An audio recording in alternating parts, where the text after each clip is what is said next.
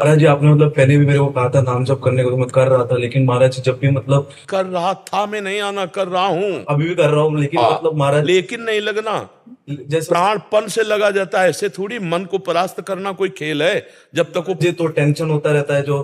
कौन सा टेंशन? खाली जगह टेंशन, भरी जगह तो टेंशन कहाँ। जैसे महाराज जी, जैसे मैं मतलब 2 साल से कोटा में तैयारी कर रहा हूँ, अभी मतलब 2 साल से नहीं हुआ, अभी ये तीसरा साल है, इस बार भी नहीं होगा तो क्या होगा? कुछ नहीं, वही एक क्षेत्र है। इसका मतलब इसके बाद शरीर छोड़ दे? या ऐसे मूर्खतावत बच्चे तो अपने शरीर का आघात कर लेते हैं। हर एक जगह हम परास्त हो गए तो क्या हमारा जीवन ही नहीं रहा? हम पढ़ाई नहीं पढ़ पाए, हम ग्रेजुएट नहीं हुए तो हमारा जीवन नहीं हुआ। क्या नहीं महाराज जी, मेरा मतलब है कि नाम तक छूट जाता है, जैसे टेंशन होता है कल एग्जाम है, क्या होगा, ये होगा। टेंशन क्यों लेते हैं यार? समय से पढ़ो और भगवान का स्मरण करो, और आएगा तो पढ़ाई के अंदर ही। बच्चा अगर ब्रह्मचर्य ठीक है और आप नाम जप कर रहे हो, तो एक बार सुना दिया जाए हमको तो हमारे दिमाग में टेप हो जाएगा स्मृति। ब्रह्मचर्य में वो पवित्र स्थिति है। तभी तो हम कह रहे हैं आज के जो बच्चे हैं ना, ब्रह्मचर्य का नाश करते हैं, स्मृतिहीन हो रहे हैं। अब डर लगता है परीक्षा से, ऐसे फेल हम कैसे हो जाएंगे? अगर हमसे चूक हुई है और हम फेल हो जाते हैं तो बर्दाश्त है, अगली बार हम फिर और पढ़ाई पढ़ेंगे, अगली बार हम और हिम्मत करेंगे। हम भगवान के अंश से हारने वाले नहीं हैं। ये बिल्कुल किसी भी बच्चा के मन में नहीं रहना चाहिए फेल हो गए तो क्या होगा, क्या हो गया, यही जिंदगी है, इतनी जिंदगी है। आप विचार करो, भगवान ज्ञान समुद्र, जब उनसे हम जुड़े हैं तो हर ज्ञान, हर व्यवस्था, कि अगर विद्यार्थी परास्त हो जाता है पढ़ने में तो जीवन नष्ट करने की नहीं सोचना। एक जीवन ऐसा जो जगत में प्रकाशित हो जाएगा। भगवान के आश्रित हो, कोई व्यापार कर लो, हम एक नौकरी कर लेंगे, अपने जीवन को थोड़ी नष्ट करेंगे। हम छोटे से छोटा कार्य कर सकते हैं, और भगवान हमारे साथ है तो बड़ाई उनके हाथ में, वो बड़ा करा दे। जिसको बड़ा बना देते ना, भगवान है। मच्छर को ब्रह्मा बना दे, ब्रह्मा को मच्छर बना दे, मूर्ख को विद्वान कर दे, विद्वान को मूर्ख कर दे, एक क्षण की बात है। तो ये भरोसा तो बना रहना चाहिए ना। हर जगह फेल है लेकिन एक जगह पास है। हे भगवान, मैं आपका हूं। वो उठाएंगे, वो आपको प्रकाशित करेंगे। बिल्कुल परास्त होने की बात नहीं है। दिमाग में प्रसन्नता रखो, जो होगा मंगलमय होगा। भगवान मंगल भवन है, मैं उनकी शरण में हूं। अब हमारा अमंगल नहीं हो सकता, समझ रहे ना? टेंशन किस बात की? टेंशन के टेंशन बन जाओ तो भगवान के दास हो यार। जैसे श्री जी को भी रोज बोलता रहता हूँ, मतलब इस बार हो, क्या? मतलब इस बार मतलब पास हो जाओ 2 साल से। नहीं, ये भी हम नहीं कहते, ये भी हम नहीं कहते। फिर टेंशन की टेंशन नहीं बनोगे, फिर टेंशन बन जाएगी तुम्हें। है ना? नहीं, पढ़ाई पढ़ रहा हूं, नाम जप कर रहा हूं, तुम्हारी गरज हो तो पास कर देना, तुम्हारी गरज हो तो पास कर देना। नहीं, जहां रखोगे जैसे रहोगे वैसे रहूंगा, और आपको पुकारता रहूंगा, आपका स्मरण करता रहूंगा, माया पर विजय प्राप्त हो जाएगी। अपने करने से कितना मुड़ पाएंगे, और वो जब गोद में लेके उड़ेंगे तो बहुत ऊंचाई पे चढ़ जाएंगे। इस पर ध्यान रखना। अपने भगवान के भरोसे उन्नति ही उन्नति। बड़ा प्रसंग, बड़ा उदाहरण युक्त है। एक राजा केरल के थे, उनका नाम धर्मात्मा था, धर्म के पूर्ण रक्षक। अन्य 4-5 राजाओं ने मिलकर चढ़ाई कर दी और उनको पता नहीं था। धार्मिक राजा थे, उनको पता नहीं था। और उनके संतान हुई थी, उस संतान का नाम रखा गया था चंद्रहास। पूरे राज्य में आनंद छाया हुआ था, आक्रमण चारों तरफ से हो गया, और भगवान का भजन करने वाले थे। अब पराजित तो होना ही पड़ेगा, क्योंकि चारों तरफ से बैरी राजा हैं, और पहले से सूचना होती तो तैयारी होती। अचानक आक्रमण, मारे गए, वो राजा मारे गए। अब रानी ने देखा कि पूरे महल पर आक्रमणकारी आ गए, तो दासी से पैर पकड़ा और कहा, तू ही बचा सकती मेरे बेटे को, भगवान तुझे सामर्थ्य दे। और महल में काट मार मचाए हुए थे, कोई भी वंश का नहीं बचना चाहिए। दासी ने बहुत प्रवीणता की, और टोकरी में जिसमें दोना पत्तल डाले जाते हैं, ऐसे डालकर नीचे बालक चंद्रहास, और निकली। और सैनिकों का क्या है, तो ऊपर से ऐसे दिखाया कि दोना पत्तल है।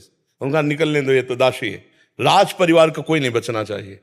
सब रानी, सब पूरा परिवार मार डाला। वो भाग करके दूसरे राज्य में पहुंची। बहुत प्रवीण थी, दासियां बहुत प्रवीण होती हैं।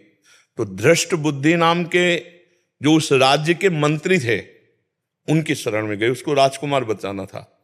तो उसने स्पष्ट कहा, मैं केरल के राजा की दासी हूं और ये मेरा पुत्र है, मैं हर कार्य में प्रवीण हूं, आप चाहे जिस दास्ता में रख लें, उस मेरे राज्य में सब विध्वंस हो गया। ये नहीं बताया कि राजकुमार है, मेरा पुत्र है और मैं इसकी रक्षा करना चाहती हूं आपकी शरण में रहकर। उन्होंने कुछ परीक्षाएं ली तो दासी कला में तो प्रवीण थी, उसे दासी बना के रख लिया और वो बालक राजमंत्री के घर में। भगवान जिसकी रक्षा करते हैं, ध्यान से सुनते रहो, भगवान किस हालत में पहुंचा दिया कि बिल्कुल मिटिया मिट। अब देखो उनकी उन्नति। अब एक दिन दृष्ट बुद्धि की पुत्री थी, उसका नाम था विषया। वो उसका जन्मदिन उत्सव मना रहे थे, तो बड़े बड़े विद्वान सब आए हुए थे। तो पुत्री का हाथ दिखाया तो विद्वानों ने ऐसे रेखा देखी और लड़के को देखा खेलते हुए, चंद्रास जी को। तो उनका इसका पति तो ये होगा। तो एकदम अपमान लगा ना, राज्य मंत्री और उस दासी पुत्र। तो उस समय तो कुछ नहीं बोला, जो सब सभा गई सो जल्लाद बुलाए और कहा इसको काट के फेंक दो जंगल में जाके। अब दासी की क्या चाल, अब वहां दासी को पता भी नहीं चल पाया, चंद्रास जी को गायब कर दिया। अब चंद्रास जी को जंगल में ले गए और उनको देवर्षि नारद जी ने जब यहां दासी पुत्र बनकर के रह रहे थे तो एक छोटा सा शालिग्राम दिया था। कहा था मुख में रखे रहना, चरणामृत पान करते रहना और कृष्ण कृष्ण कृष्ण ऐसा बोलते रहना। जो भगवान का भजन करने वाले पिता थे, उसी के प्रभाव से देवर्षि नारद जी ने चंद्रास जी को नाम का उपदेश किया। जब वो जल्लाद जंगल में ले गए, बोले बेटा तुम्हें पता हम क्यों लाए? तो उनका हमें तो पता नहीं। तो उनका तुम्हें मारने लाए हैं, मंत्री का आदेश है। तो उनका हमने कोई गलती की है क्या? तो उनका नहीं, उनका आदेश है और हम जल्लाद हैं, हमारे दया है नहीं। पर तुम्हें देखकर ऐसा लगता है कि क्यों मारूं, पर तुम्हें छोड़ दूंगा तो हमारी नौकरी चली जाएगी, हमें फांसी में चढ़ा देंगे। मैं मारूंगा नहीं तुम्हें। तुम्हारे उन्होंने देखा तो 6 अंगुली थी, 1 अंगुली काट ली और कहा ये राजा को दिखाऊंगा जाके कि तुम्हारा वध कर दिया, पर तुम यहां से भाग जाओ। तो काटने से खून निकला, वो वहीं मूर्छित होके गिर गए। कृष्ण कृष्ण कृष्ण कृष्ण कृष्ण, और वो जल्लाद वापस अंगुली दिखाए कि मैं उनको मार डाला हूं। हुमा नाम का एक पंक्षी होता है पहाड़ में, वो परम पवित्र, अगर अपने पंख कर ले तो राजलक्ष्मी उसके चरणों में आ जाए। वो आकर के बैठ गया चंद्रास जी के ऊपर। हुमा नाम का पंक्षी ये पहाड़ों में होता है, भगवत प्रदत्त किसी भाग्यशाली के ऊपर उसका। अब वो अपनी छाया में उनका वो मूर्छित बेहोश, कोई जंगली पशु ने अटैक नहीं किया चंद्रास जी पर। इतने में चंदनवती नाम के राज्य का छोटा राजा, दृष्ट बुद्धि जो बादशाह के मंत्री थे, उनके यहां वो कर देने जा रहा था। तो उसने बहुत आराधना की थी लेकिन पुत्र नहीं हुआ था। तो रास्ते में दृष्टि गई कि हुमा नाम का पंक्षी किसको घेरे हुए। तो जब गए तो देखा चंद्रास जी सुंदर राजकुमार और अंगुली कटी हुई, तुरंत पट्टी बांधी और लेकर के वापस चले गए। वहां नहीं गए कर देने, बड़ा उल्लास मनाया कि भगवान ने तो, हमने इतनी आराधना की, हमारे पुत्र नहीं हुआ लेकिन भगवान ने पुत्र दिया, मैं इसे राजकुमार पदवी देता हूं। छोटा राजा अपने राज्य का राजकुमार बना करके पालन पोषण किया और 10 वर्ष हो गए। वो कर देने नहीं गया बादशाह के यहां।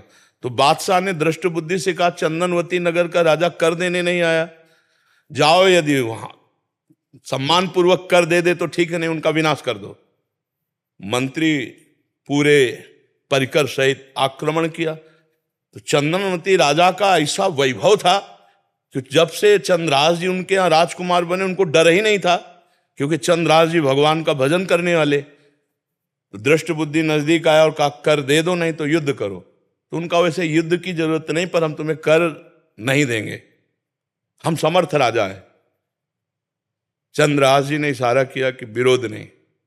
चंद्रास जी ने कहा कि हम स्वयं कर देने के लिए तैयार हैं, आप शांत रहिए।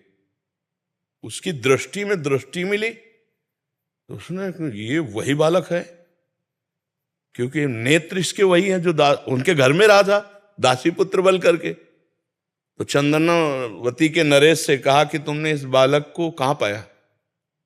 तो उन्होंने पूरी बात सुनाई। तो उन्होंने कहा अरे फिर तो जो प्रारब्ध है वो होके रहेगा, ये मेरी बेटी का दूल्हा, अरे इसको मैं दूल्हा नहीं बनने दूंगा। उसने कहा मैं कर माफ करता हूं, केवल तुम एक बार बादशाह के सामने जाओ, पहले तुम नगर में जाओगे हमारे घर, वहां तुम्हारा स्वागत होगा और इसके बाद तुम बादशाह के पास जाओगे। का स्वीकार है। राजा को मना लिया चंदनवती नरेश को कि महाराज आप चिंता मत कीजिए।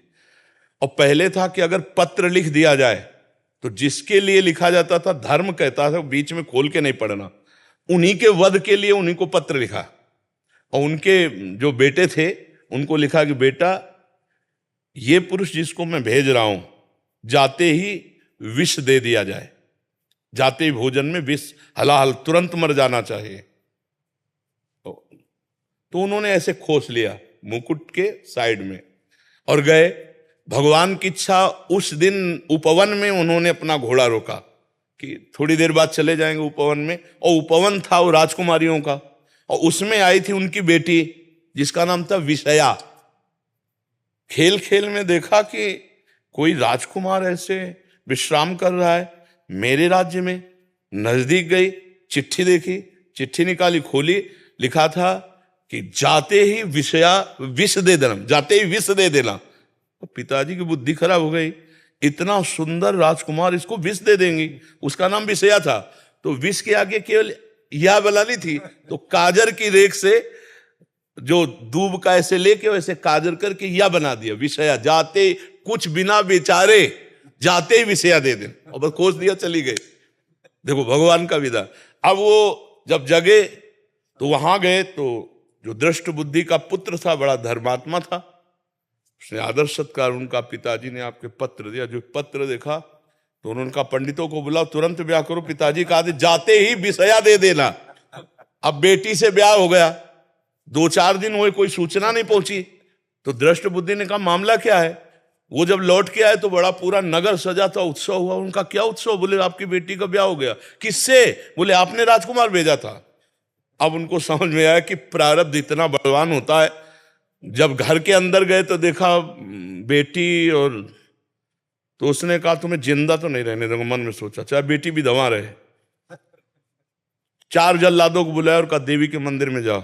और उसे कहा बेटा अब तो दामाद हो गए हो तुम, पहला पूजन हमारे यहाँ देवी का होता है, अकेले जाया जाता है। उनको भय तो था नहीं, भगवान के तो भक्त थे। बोले आप पूजन करके आओ, बहुत प्रसन्नता हुई कि आप जैसा दामाद। और अंदर से जल रहा था, और उधर 4 जल्लाद लगा दिए देवी के मंदिर में। अभी अकेले देवी के मंदिर में, और इधर जो बादशाह था, बादशाह से पंडित लोग विचार के कह रहे हैं कि इस समय यदि आप राजगद्दी पर बैठेंगे तो अकाल पड़ जाएगा, आपका विनाश हो जाएगा। इस समय कोई दूसरा तत्कालीन राजा होना चाहिए, कुछ क्षण के लिए ही चाहे। तो उनका कौन हो सकता है?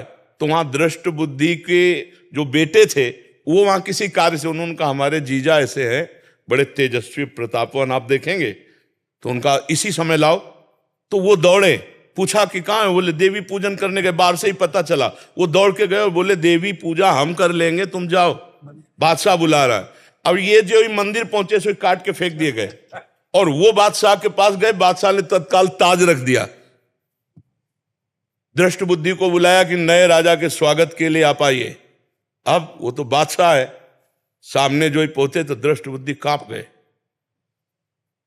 इशारे से पूछा कि हमारे पुत्र कहां है? बोले देवी पूजन। अरे बोले वो तो मार डाला गया होगा, पता लगा तो मार डाला गया। तब वो जाको राखे साइया मार सके न कोई, बादशाह बना ना। अगर भगवान रक्षक, भगवान जिताने वाले तो कोई परास्त नहीं कर सकता। हर विधान उल्टा होता चला जाता है। और अगर भगवान से विमुख हो तो चाहे जितनी उन्नति हो उसका परिणाम कुछ नहीं होगा, या हम मर जाएंगे, सब छूट जाएगा। नाम भगवान का, वास्त्र भगवान का, वो उठाते हैं तो उठाते चले जाते हैं ना। तो कभी भी डिस्टर्ब नहीं होना चाहिए।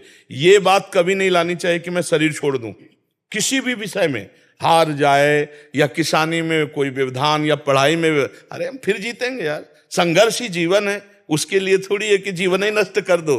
तो जीवन नष्ट करने के बाद वहां कोई विश्राम स्थल थोड़ी बना है, फिर भेज दिए जाएंगे नीची योनियों में। क्या क्या कष्ट होता है। आप देखो ना, ये मुर्गा मुर्गी बकरा बकरा जीवात्मा तो लोग कैसे जिंदा भूंज रहे हैं। कितना दया खत्म हो चुकी है, जिंदा भूंज रहे हैं, खा रहे हैं, शरीर बढ़ा रहे हैं, मरेंगे, नरक जाएंगे। तो हमें कोई मनुष्य जन्म मिला है, अब इतना भजन कर लेना है कि इससे नीचे न गिरे।